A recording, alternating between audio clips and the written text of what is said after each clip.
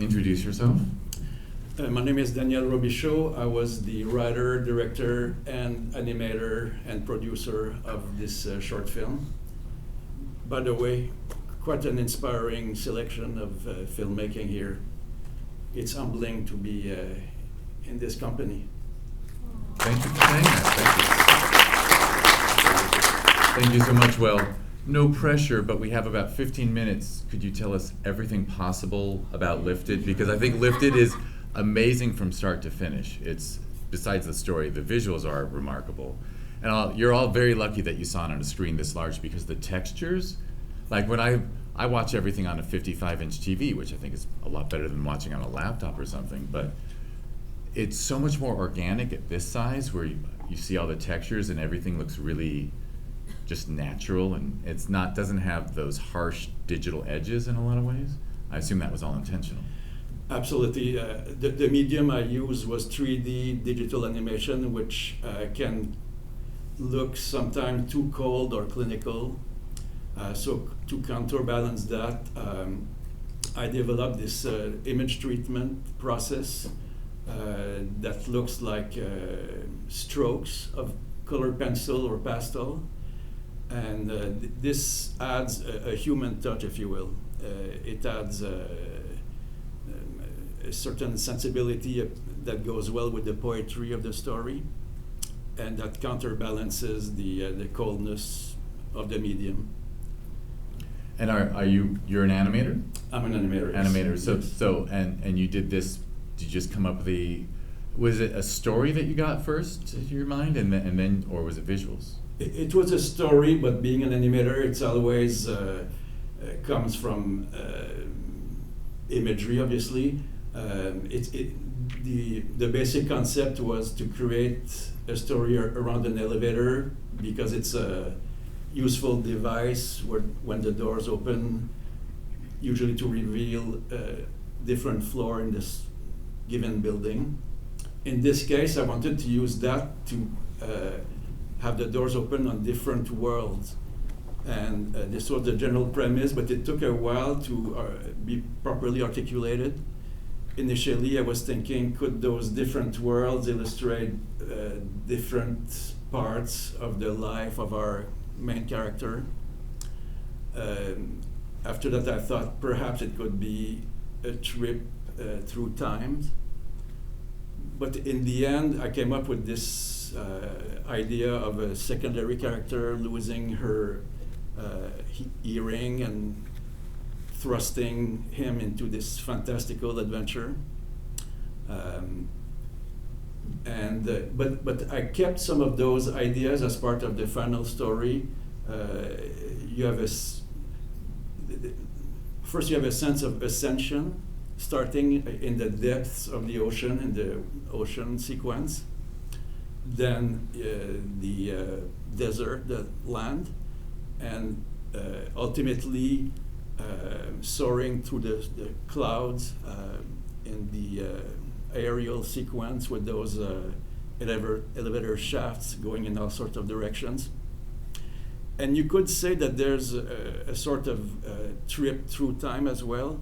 The old ship on the sea illustrating the past, and the final scene in the sky being more futuristic. And there's a juxtaposition of technology and nature as well, with the mechanism of the elevator and the beauty of the butterflies, for instance. This is a story about awakening and transformation. And what better symbol of transformation than a butterfly, which is the theme in the film, from the earring to the flock of butterflies, where our character gets some kind of awakening, if you will, enlightenment. Yeah, and I mean, I also feel it's a very romantic story, because he's literally on a quest to, I'm going to reveal that I've read a silly book, but it's an act of service. He's really just doing an act of service for someone he doesn't know well, but it's a nicely romantic notion. Correct, yeah. I wanted to add all sorts of ingredients and create a mini saga, if you will. The line of the story being indeed a quest for the romantic interest.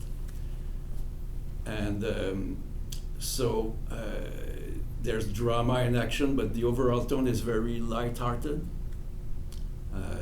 Our character is a misfit from the start. You can see that he clashes with his surroundings, with his outdated attire and kind of a goofy behavior.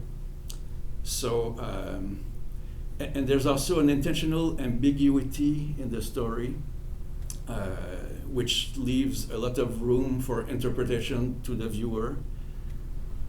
The story as depicted in the film, was it just a dream or did it really happen? Because when the elevator crashes and he awakens, he's back to where he started. So it's up to the viewer to decide, but there's no right or wrong answer. In reality, what matters is the growth of the character. In the end, he ends up transformed and having overcome obstacles and his fears, and he's better than when he started. Whether it was a dream or reality doesn't really matter. Yeah, absolutely. All right, start thinking of questions. I'm going to throw it to you after my last question, but I'll just ask the one that everyone asks about animation, which is, so once you had the concept, did it take an amazingly long time? It's a very tedious process. Normally in animated films you have a team of animators, which I didn't have that luxury. So you have to animate every shot individually. It becomes time consuming. It took me a year and a half to do this film. And the runtime is? 8 minutes and a half. Yeah. Yes. So a year and a half for 8.5 minutes. Yeah.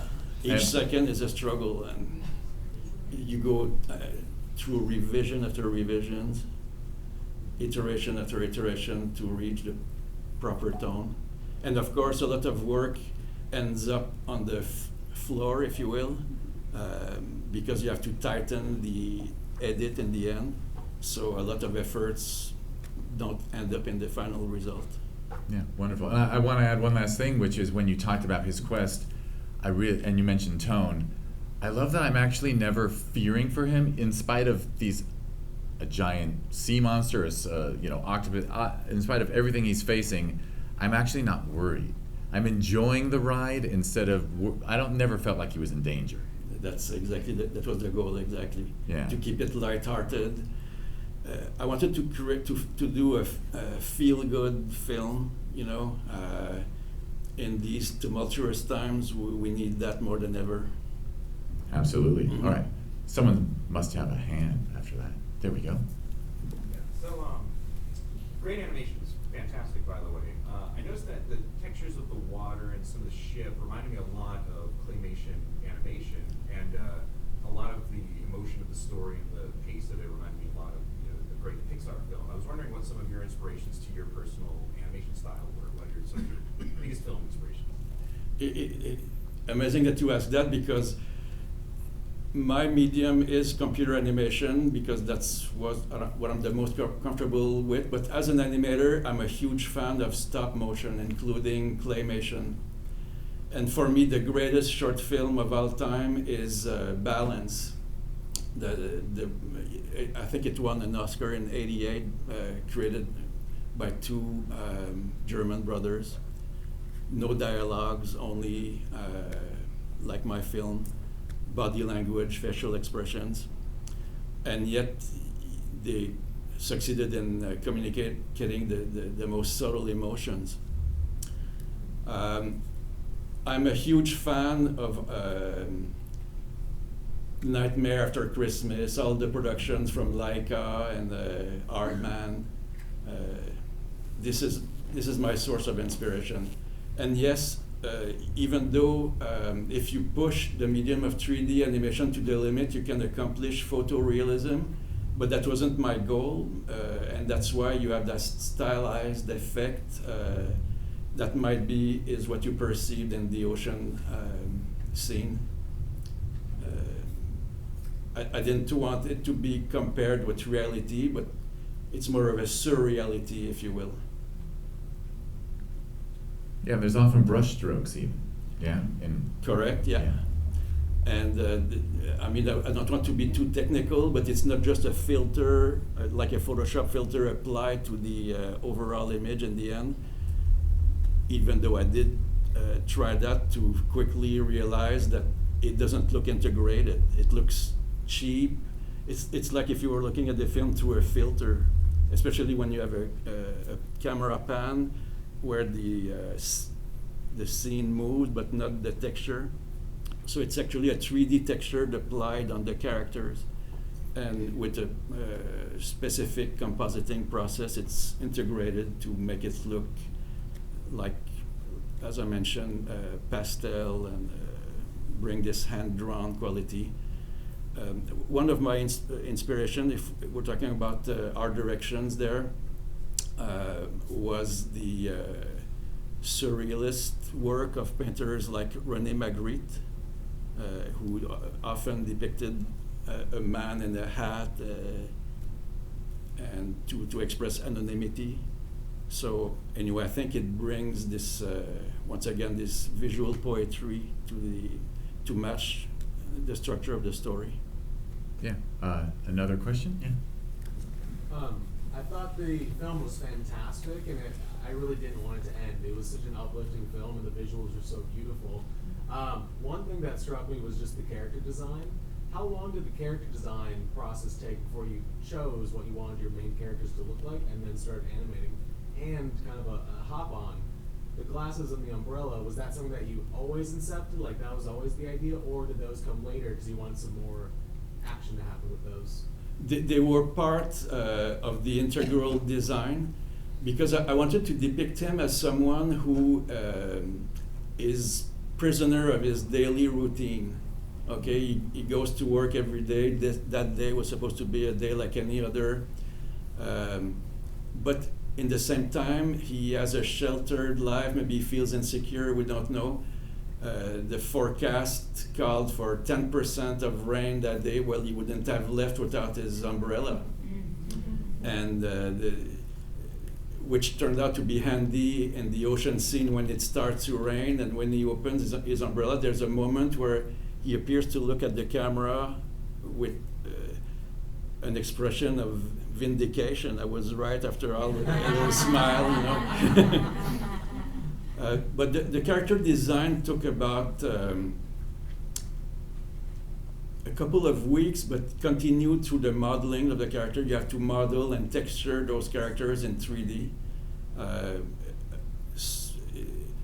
It's work that is more similar to a costume design and a makeup artist or a sculptor than drawing in 2D.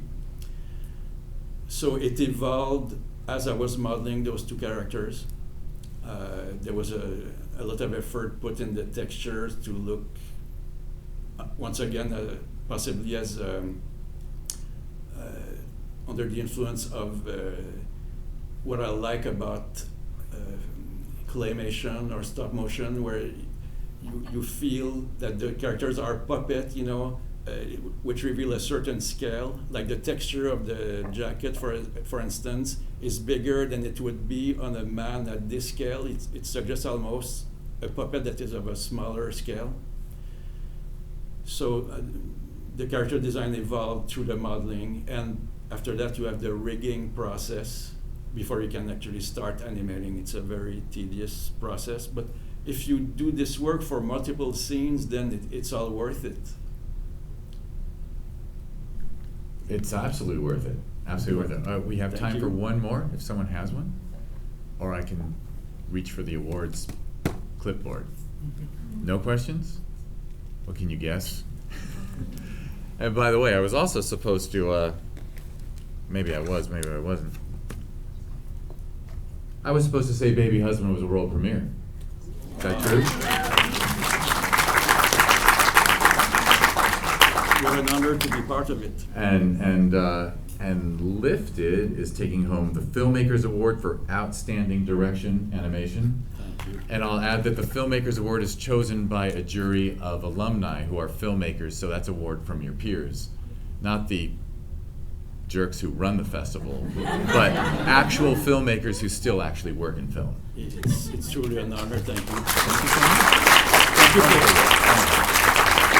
Thank you for recognizing the art of animation and supporting films like mine. Once again, it's an honor to compete alongside this excellent filmmaking. Thank you so much. Thank you. Thank you for